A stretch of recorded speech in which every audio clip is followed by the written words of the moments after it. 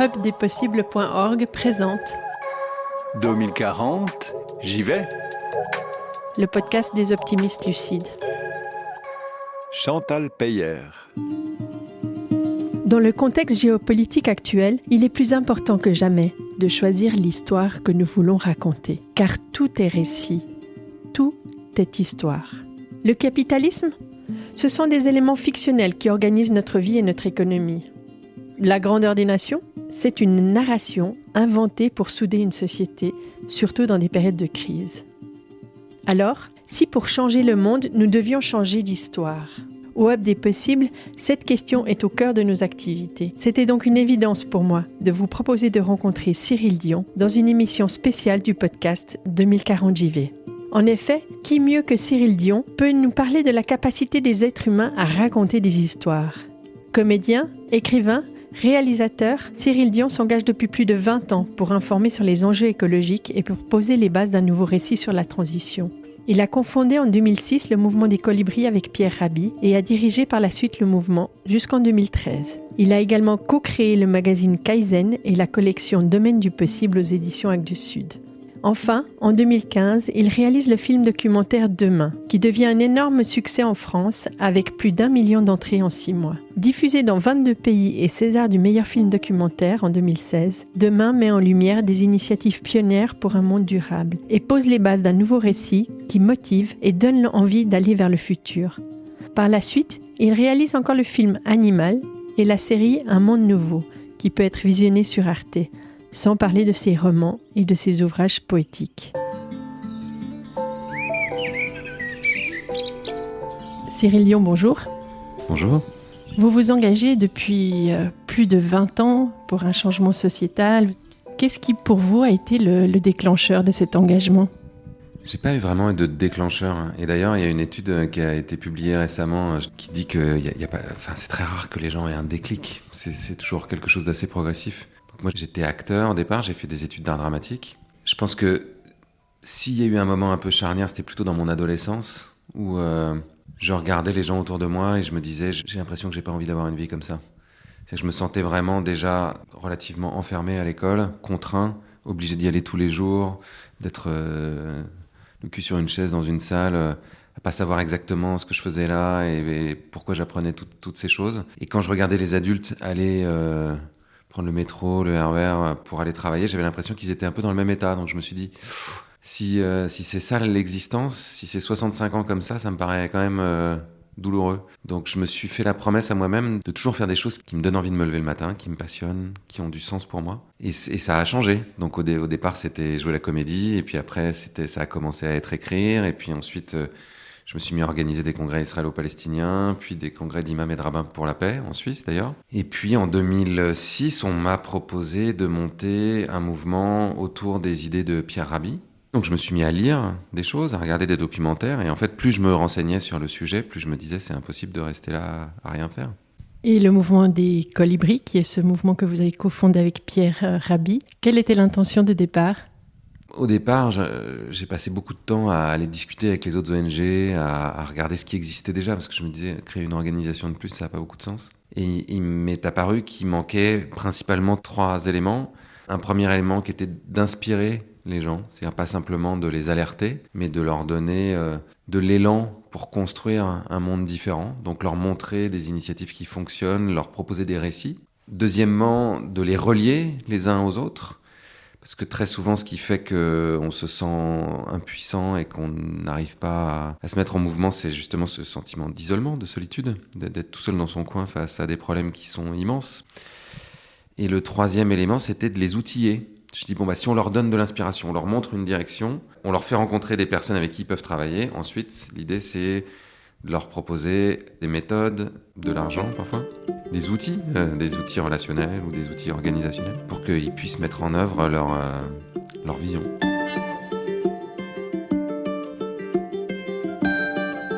Et en matière d'outils, il y a eu un processus très important en France qui était la Convention citoyenne pour le climat, à laquelle vous avez participé très activement. Qu'est-ce que vous retenez de cette expérience ? Ce que je retiens, c'est que quand on permet aux citoyennes et aux citoyens de travailler sur un sujet en ayant eu la possibilité d'avoir été instruit au départ, formé, en parlant à des scientifiques, en parlant à des experts du problème qu'ils doivent résoudre, et ensuite en leur donnant la possibilité de délibérer et de formuler des propositions, ils vont quasiment systématiquement plus loin que ce que font les gouvernements. Donc là, à la Convention citoyenne pour le climat, alors que le sujet était très vaste, puisqu'on leur demandait de formuler des propositions pour que la France réduise ses émissions de gaz à effet de serre d'au moins 40% d'ici 2030 dans un esprit de justice sociale, donc c'est vraiment très très vaste comme question. Ils ont élaboré un plan d'action qui est vraiment infiniment plus ambitieux que ce que tous les gouvernements français ont fait jusqu'ici. Ça déjoue d'une certaine manière ce que les politiques disent tout le temps en disant on n'agit pas parce que les gens sont pas prêts. En fait, ils sont pas prêts à ce qu'on leur impose des choses, mais ils sont prêts à les mettre en œuvre si on leur en donne la possibilité. Et cette convention qui a fait émerger toutes ces propositions qui sont assez visionnaires, qu'est-ce qu'il en est advenu ? Il y a une loi climat qui a été votée, qui s'est appuyée sur les propositions de la Convention citoyenne. On estime qu'il y a de l'ordre de 20% des propositions qui ont été mises en œuvre.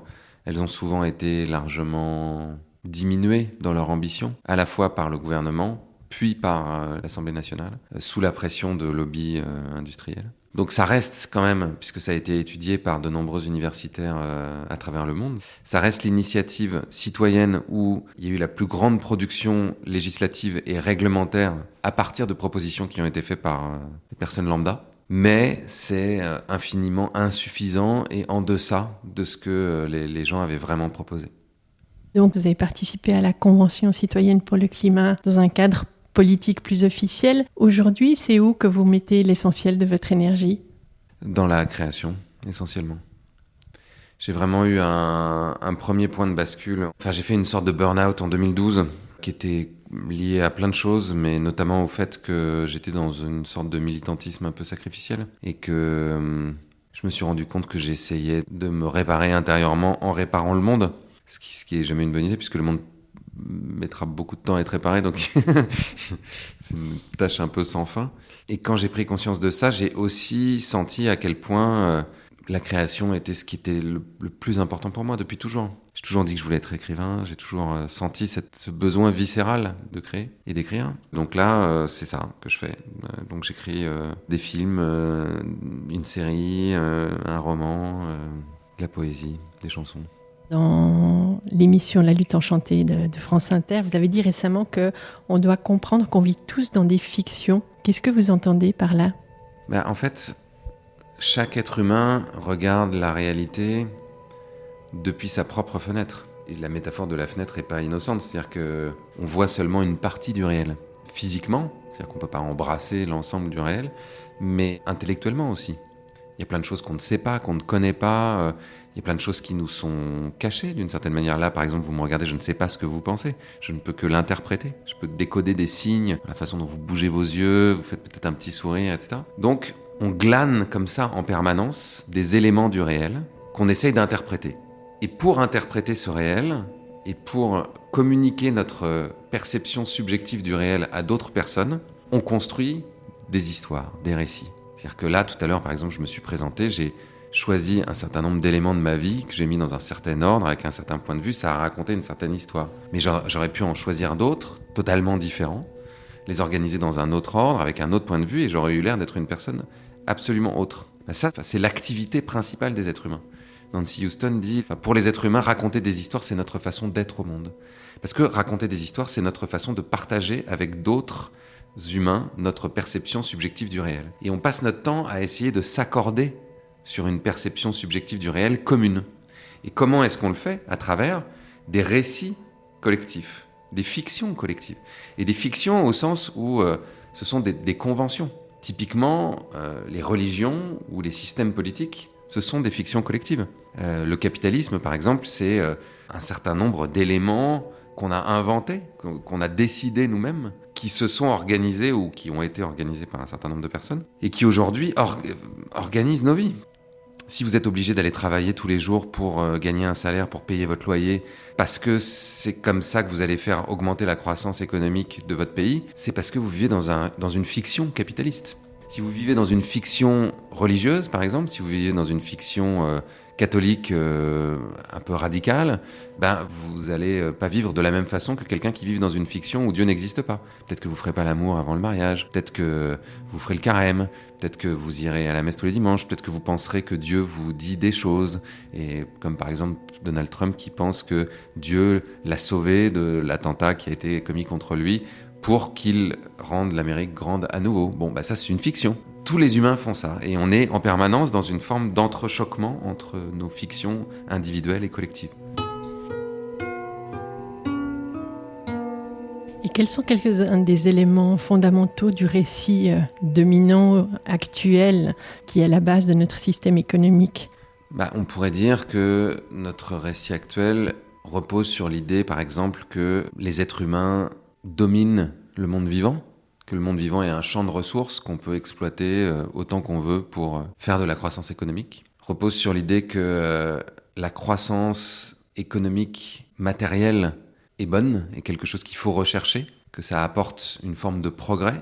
Et ce progrès, on le définit par la quantité de biens auxquels on peut avoir accès, la qualité de confort, presque autant que par l'espérance de vie, la qualité du système de santé ou la qualité du système d'éducation. Donc c'est un récit qui est assez profondément matérialiste, où d'une certaine manière, les humains sont assimilés à des rouages d'un système, à des producteurs-consommateurs.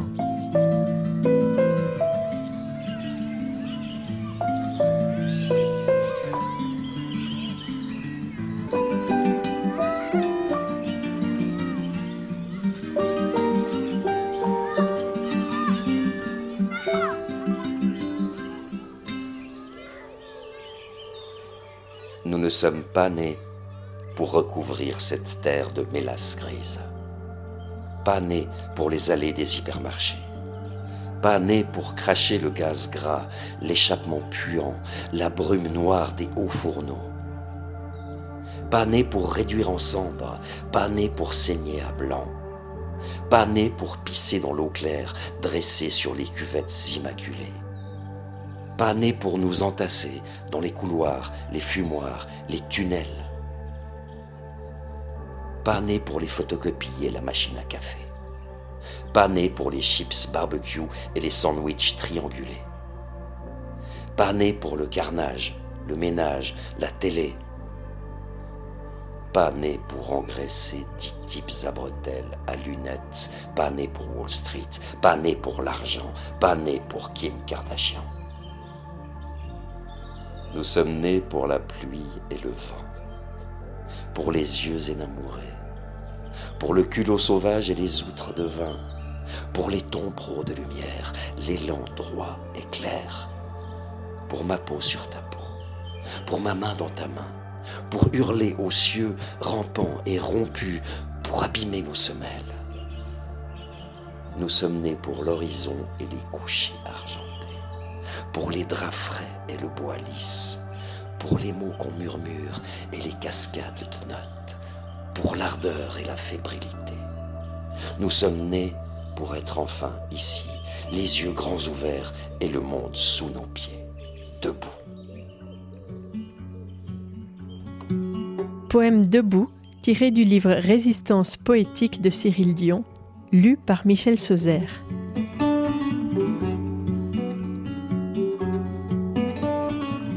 Cyril Dion, ce récit qui nous conduit en quelque sorte à nous approprier le vivant jusqu'à finalement à ce qu'on dépasse 7 des 9 limites planétaires. Comment est-ce qu'on le déconstruit ? La première des choses, c'est de prendre conscience qu'on vit dans des récits, justement. Parce que pour une partie des gens, la réalité telle qu'elle est un peu immuable. D'ailleurs, c'est ce que certains tenants du récit actuel ont essayé de faire passer comme idée. Quand Margaret Thatcher disait dans les années 80 « There is no alternative », il n'y a pas d'alternative au capitalisme. En gros, on a essayé tous les autres systèmes et c'est celui-là qui est si ce n'est le meilleur, au moins le moins pire. C'est une façon de fermer l'horizon et de dire voilà, on est à la fin de l'histoire là. Alors que non, ça n'est qu'une histoire. C'est comme si vous étiez un poisson dans un bocal. Si vous vous rendez pas compte que vous êtes dans un bocal et qu'il y a le lac et que vous pourriez nager dans un lac et plus dans un bocal, d'une certaine manière, vous n'essayez jamais. Donc pour moi, c'est ça la première étape. Et ensuite, il s'agit de lire des gens comme, je sais pas, comme Chomsky, par exemple, qui expliquent comment les systèmes de propagande fonctionnent, comment nos systèmes économiques ont été remontés à l'origine. Comprendre comment, par exemple, le PIB s'est imposé comme un indicateur qui était au départ un indicateur de guerre, qui était même considéré par son inventeur comme tout à fait incomplet, qui est devenu petit à petit une sorte de boussole absolue pour l'économie des pays. À force de lire, à force de se renseigner, à force de prendre de la hauteur, c'était Pierre Rabhi qui disait ça, qui disait la conscience, c'est un peu comme si vous marchiez en montagne. Petit à petit, le paysage devient de plus en plus intelligible. Je pense que pour les récits, c'est la même chose. On a besoin de s'extraire, de prendre de la hauteur et de remettre les choses à leur place, de ranger notre chambre, finalement. Est-ce que pour beaucoup de gens, c'est pas angoissant, en fait, quand on déconstruit ce récit et les certitudes qu'on a aujourd'hui qui nous structurent ?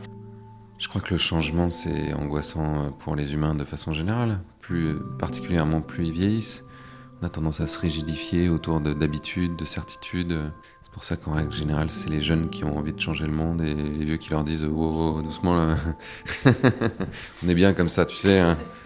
On sait ce qu'on perd, mais on ne sait pas ce qu'on gagne. » C'est une citation de Nietzsche qui disait il faut du chaos pour faire naître une étoile dansante. Donc si on veut avoir quelque chose d'encore mieux, il faut accepter de passer par cette phase un petit peu chaotique, ouais. Et est-ce que vous n'avez pas l'impression qu'aujourd'hui, dans ce moment un petit peu de chaos, on a plein de bulles de récits qui s'entrechoquent plutôt que d'arriver à essayer de réfléchir à un récit commun ? En ce moment, c'est un des pires moments pour ça. C'est-à-dire qu'on a l'impression de vivre dans des réalités parallèles. On voit des gens qui observent les mêmes phénomènes et qui les interprètent de façon radicalement différente. Moi, je trouve ça assez terrifiant. Pouvoir s'entendre sur une interprétation commune du réel, c'est le fondement d'une démocratie. Si je vous montre un truc et que je vous dis c'est bleu et que vous me dites mais non c'est rouge, il n'y a plus de conversation possible, il n'y a plus rien à faire. Et là c'est ce qu'on vit. Par exemple en France, pendant les élections législatives, quand il y avait des gens qui disaient d'un côté le Rassemblement National et le parti des Juifs qui va protéger les Juifs, y compris des gens comme Serge Klarsfeld qui était un pourchasseur de nazis, et qu'il y a d'autres gens qui disent attendez non, en fait c'est un parti qui a été fondé par d'anciens Waffen-SS qui est historiquement antisémite, révisionniste. Là, on se dit, c'est pas possible, on n'est pas en train de regarder la même chose. Et des exemples comme ça, il y en a énormément. Tous ces phénomènes et toutes ces architectures, ce que j'appelle les architectures, c'est-à-dire qui conditionnent la façon dont on regarde le réel, comme les algorithmes, les bulles de filtre sur les réseaux sociaux, les médias qui sont de plus en plus éclatés, et le fait qu'on ne regarde plus tous la même chose au même moment, qu'on a tous nos canaux d'information différents et que sur ces canaux, on a accès à des personnes qui disent des choses qui ne sont pas forcément vérifiées. Ça crée effectivement une fragmentation dans la société qui est délétère. Face à des enjeux, par exemple, comme le dérèglement climatique, c'est très compliqué. C'est-à-dire, tant que vous avez des personnes qui sèment le doute et qui laissent entendre que non, peut-être que ça n'existe pas, ou peut-être que c'est pas les humains qui créent ces phénomènes-là, vous pouvez pas prendre de décision politique, puisque vous êtes dans le doute. Donc, dans le fait de créer des récits communs, c'est pas juste une lubie, c'est une nécessité, encore une fois, pour refaire société, pour refaire démocratie, et pour pouvoir agir collectivement. Mais est-ce que ça ne nous questionne pas aussi, nous, acteurs du changement, ou qui essayons de nous engager pour revenir dans les limites planétaires, le fait qu'un personnage comme Trump, suivi d'Elon Musk, arrive à quelque part à incarner un récit tellement puissant qu'aujourd'hui, on commence à n'entendre plus que ça? Ou comment est-ce qu'on peut avoir de la puissance pour un monde durable tout en n'entrant pas dans ces mécanismes de domination? Là, ce que fait Trump et le récit qu'il propose, malheureusement, c'est un récit tristement classique. Ça ressemble beaucoup à ce qu'ont pu faire beaucoup de dictateurs, ou en tout cas de leaders dans des régimes autoritaires. En gros, c'est des récits de boucs émissaires, de revanche, de « je vais vous rendre votre grandeur passée, je vais vous protéger contre les gens qui vous volent votre travail ». C'est un récit qui est vieux comme le monde et qui, malheureusement, dans des moments d'incertitude, face à des situations qui fragilisent des populations qui se sentent délaissées, déclassées, appauvries, impuissantes, qui font de moins en moins confiance aux responsables politiques parce qu'ils se rendent bien compte que ça fait des décennies qu'on leur promet des choses qui n'arrivent jamais, que parfois on leur ment. Ce type de récit-là peut fonctionner. Ce qu'on peut en retenir, c'est que ce sont des récits qui redonnent de l'énergie, en tout cas qui se projettent vers l'avant.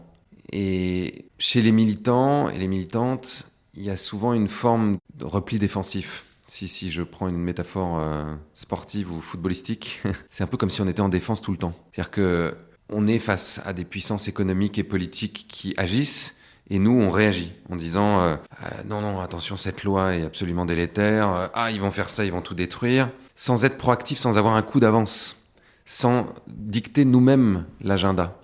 Et donc être en attaque, d'une certaine manière, ce serait proposer un récit qui puisse être plus désirable, plus puissant que celui qui est un peu partout.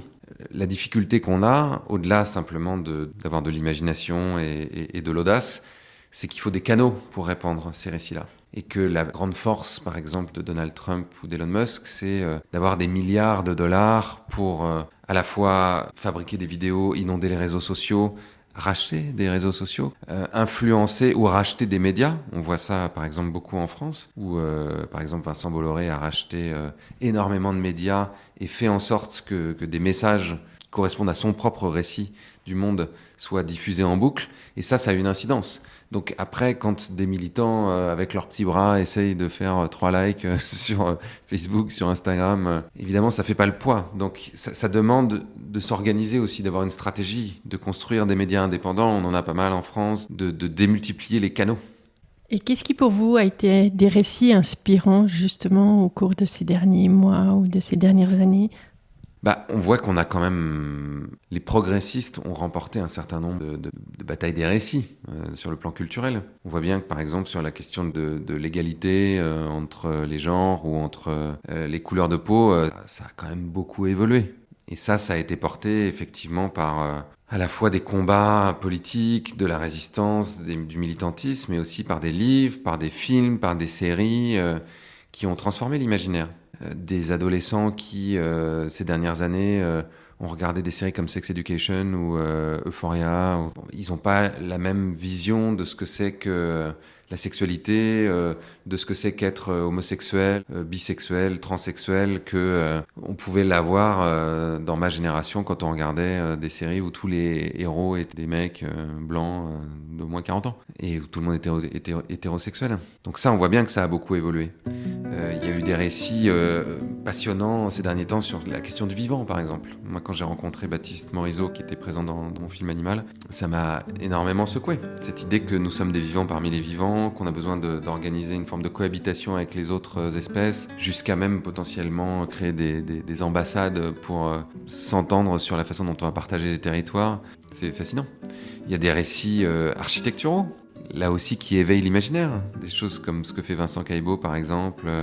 Il a fait tout un truc sur Paris en 2050, où on voit une ville complètement végétalisée, avec des alvéoles au-dessus des immeubles haussmanniens, comme si c'était des ruches, ou la frugalité heureuse, qui est un mouvement architectural qui s'est lancé aussi avec Philippe Madec et Dominique Gozin-Muller, où là, justement, on réfléchit à complètement organiser le territoire de façon différente. Bon, tout ça, ce sont des récits qui donnent envie.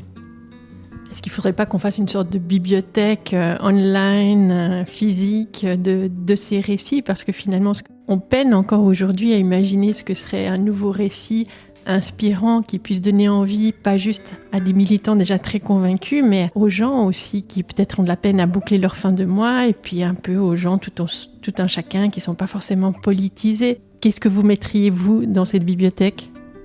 Je me suis un peu appliqué à faire ça depuis une dizaine ou une quinzaine d'années. Quand on a fait le domaine du possible, le but c'était ça, c'est que chaque livre soit une proposition pour réinventer la société.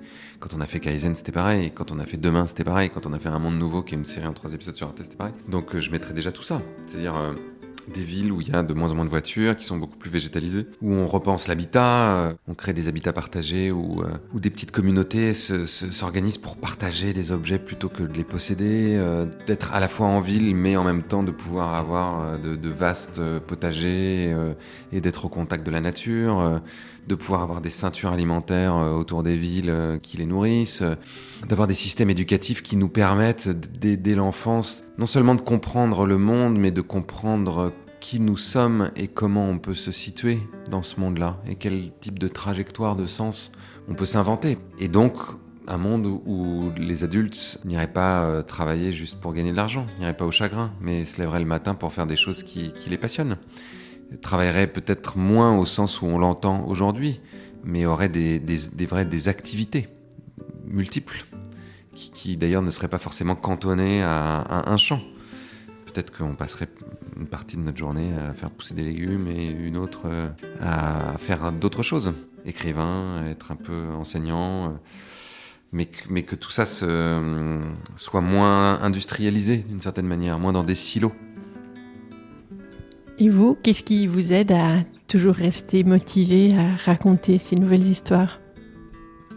Moi, ce qui me motive, c'est de faire des choses que j'aime. C'est ce que je viens de dire. C'est-à-dire que je raconte pas des histoires parce que je pense qu'il faut raconter des histoires. Je raconte des histoires parce que j'aime ça. Et j'adore qu'on me raconte des histoires aussi.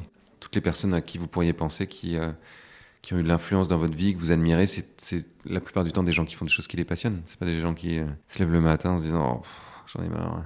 Va encore falloir que j'écrive un livre. Et puis on va continuer alors à raconter une histoire parce que dans le podcast 2040 JV, on termine toujours avec un voyage dans l'avenir. Et je vous propose du coup de faire un voyage vers 2040.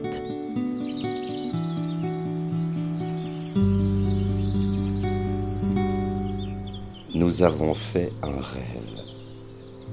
Le monde n'était plus nôtre, n'était plus terreur et meurtre, n'était plus champ de bataille.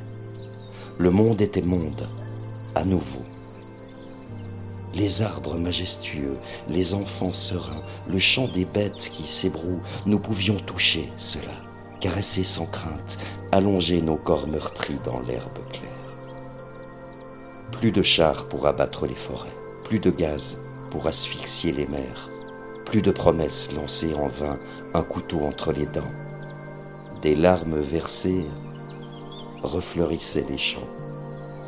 Des luttes s'écroulaient les tours. Nos doigts s'enlaçaient. Nous avons fait un rêve. Nous ne pourrissions plus derrière des écrans ludiques et colorés. Nous ne vomissions plus l'abject collier. Nous ne vendions plus nos bras, nos cerveaux, à la promesse du repos, du divertissement, des supermarchés. Nul fouet à l'aube ne nous faisait nous dresser. Nous étions libres enfin.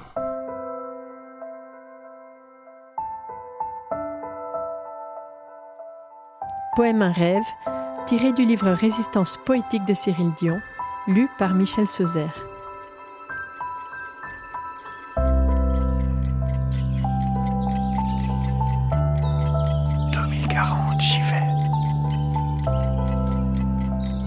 Cyril Dion, c'est le printemps 2040. On est à Paris. Qu'est-ce qui a changé autour de vous ? Ce qui a énormément changé, c'est qu'il y a quasiment plus de voitures. Il reste que quelques voitures qui sont des voitures à air comprimé, donc qui n'ont pas besoin de batterie ni de pétrole, qui sont des voitures partagées. C'est-à-dire que les gens ne possèdent plus leur voiture. En fait, quand ils ont besoin d'une voiture, ils la prennent et puis après, ils la rendent. C'est géré par des coopératives qui appartiennent aux habitants. Ce qui a énormément changé aussi, c'est que cette ville qui était tellement minérale s'est complètement végétalisée. On a des milliers d'arbres supplémentaires, les façades elles-mêmes se sont végétalisées, les toits se sont surplombés de végétation. On a aussi, depuis un certain nombre d'années, débitumé pour permettre à l'eau de s'infiltrer, parce que malheureusement, à cause du changement climatique, il pleut un peu plus qu'avant. Et on a eu des grandes crues dans le passé, donc on s'est beaucoup adapté à ça. Ce qui s'est passé aussi, c'est que dans toute l'Île-de-France, donc qui est la région autour de Paris, des fermes se sont installées, puisque l'Île-de-France était déjà en 2025 à 50% agricole, mais c'était des grandes plaines, et maintenant en fait c'est des milliers de petites fermes qui se sont installées, qui font à la fois du maraîchage, mais qui font aussi des céréales, qui font un petit peu d'élevage, et qui nourrissent les Parisiens. En fait, on est revenu à la situation entre 1850 et 1900 où Paris était complètement autosuffisant, grâce aux maraîchers de Paris qui faisaient un travail exceptionnel. Les gens sont beaucoup moins agressifs en fait, ils étaient tellement stressés à Paris, c'était fou. Vous saviez tout de suite quand vous étiez à Paris parce que vous faisiez engueuler au bout de 2 minutes quand vous arriviez dans un taxi ou dans un aéroport ou dans un café. Et là maintenant les gens sont souriants, mais ça tient aussi au fait qu'il y a tellement moins de bruit, qu'il y a tellement moins de pollution. que les gens passent beaucoup plus de temps finalement à marcher, à faire du vélo, et que c'est évidemment devenu beaucoup plus agréable.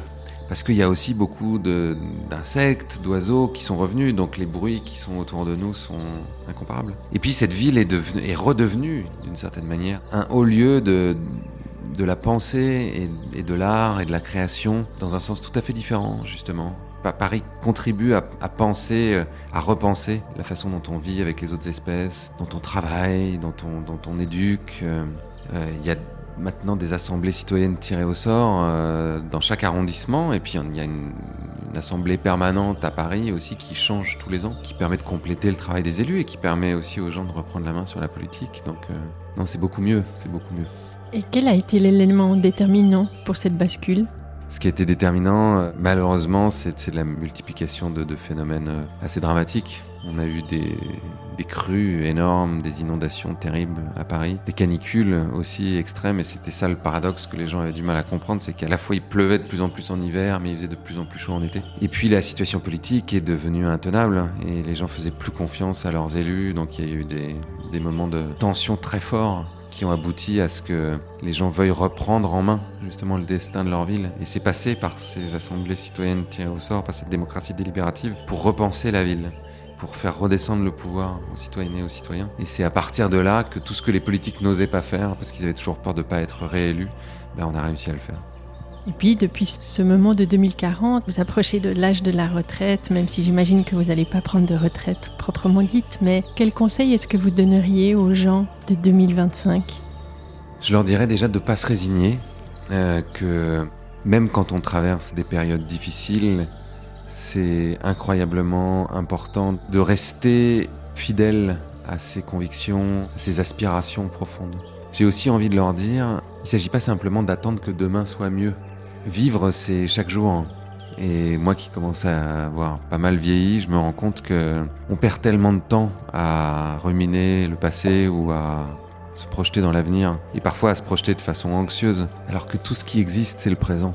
Donc je leur dirais, profitez du présent le plus possible. Mais profitez-en de façon à ce que l'avenir soit envisageable pour ceux qui vous suivront. Merci beaucoup Cyril Dion, au revoir. Au revoir. Possible.org.